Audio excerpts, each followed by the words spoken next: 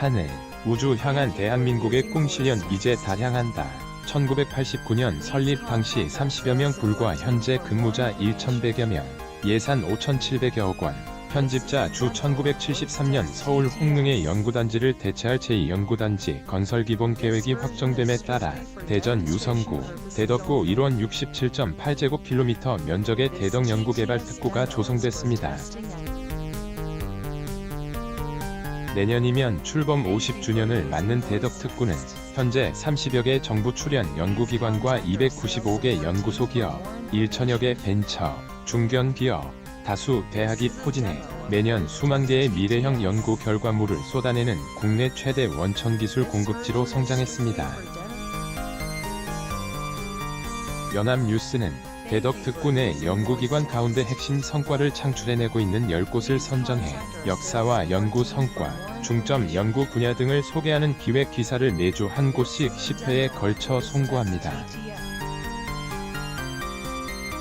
올해 수직 이착륙 개인용 항공기 초도 비행, 다누리의 달궤도 투입 등 중요한 도전이 남아 있습니다. 대형 국가 임무를 성공적으로 수행해 대한민국이 항공우주 강국으로 거듭날 수 있도록 최선을 다하겠습니다.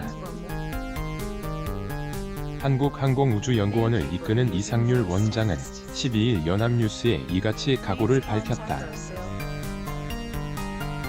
올해는 그야말로 대한민국 우주개발사에서 역사적인 한 해로 기록될 전망이다.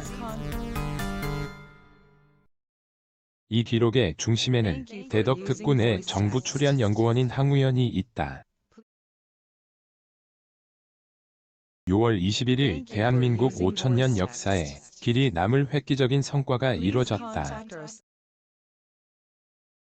대한민국 땅에서 만든 우주발사체 누리호가 역시 우리가 만든 인공위성을 싣고 우주 궤도에 안착한 것이다.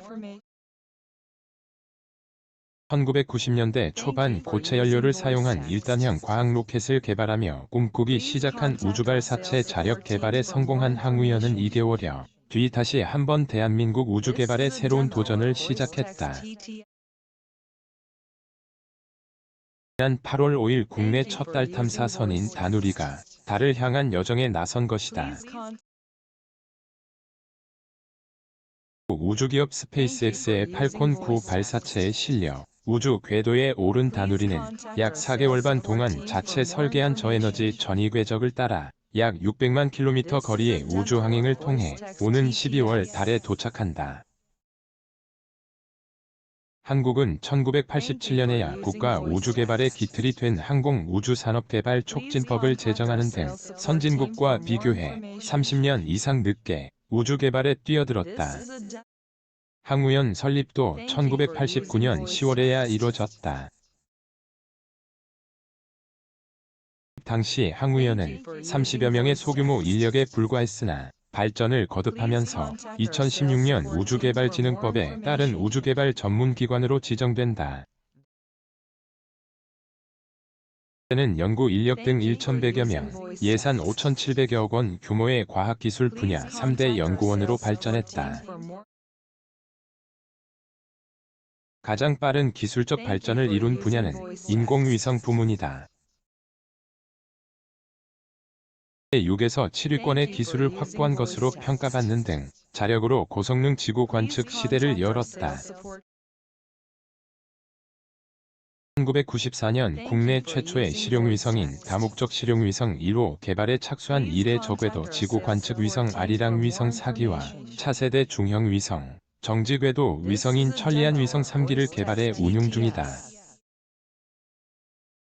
항우연이 개발한 위성은 발사 후 8년 1개월 동안 운영한 아리랑 위성 1호를 제외하고 현재까지 모두 운영 중이다. 레이더 관측 위성인 아리랑 6호와 30cm급 해상도를 자랑하는 광학 관측 위성 아리랑 7호 등도 발사를 앞두고 있다. 발사체 분야에서는 1993년 과학로켓 1호 발사를 시작으로 1998년 2단형 중형 과학 로켓, 2002년 국내 최초의 액체 추진 과학 로켓을 발사했다.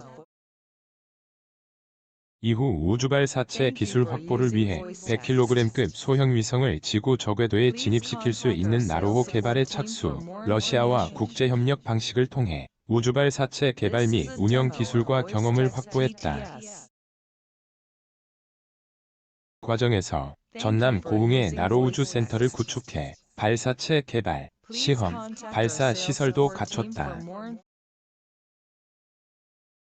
나로호는 2009년과 2010년 두 차례 발사에 실패했지만 2013년 1월 세 번째 시도에서 성공하며 국내 최초의 우주발사체로 기록됐다.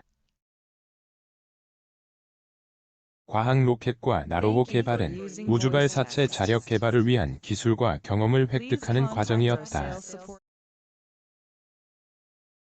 항우연은 이 과정을 기반으로 한국형 발사체 독자 개발에 뛰어들어 마침내 누리호 개발에 성공했다. 누리호는 1.5톤급 인공위성을 600에서 800km 지구 저궤도에 투입할 수 있는 우주 발사체로 국내 300여 개 업체가 참여하는 등 완전한 독자 기술로 개발됐다. 이 정도 성능의 우주 발사체를 가진 국가는 세계에서 한국을 포함해 7개 국가뿐이다. 이상률 원장은 최근 누리호와 다누리의 연이은 성공은 대한민국 우주기술이 이제 새로운 단계로 발돋움하고 있다는 것을 증명하는 것이라며 선진국보다 무척 뒤늦게 출발한 우주개발 수준이 마침내 선진국 대열로 올라서고 있는 것이라고 설명했다. 누리호는 내년 상반기 3차 발사를 시작으로 총 4회 더 발사된다. 독자 기술로 개발한 누리호의 신뢰도를 높이고 국내 산업체의 발사체 체계 종합 기술을 이전하기 위해서다. 동시에 누리호보다 3배 정도 성능을 높인 차세대 발사체도 개발에 나선다.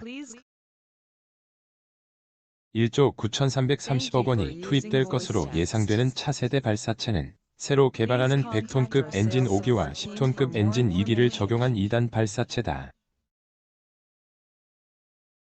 인공위성을 자력으로 발사하고 달 착륙, 소행성 탐사 등 우주를 탐사하는 데 활용할 계획이다.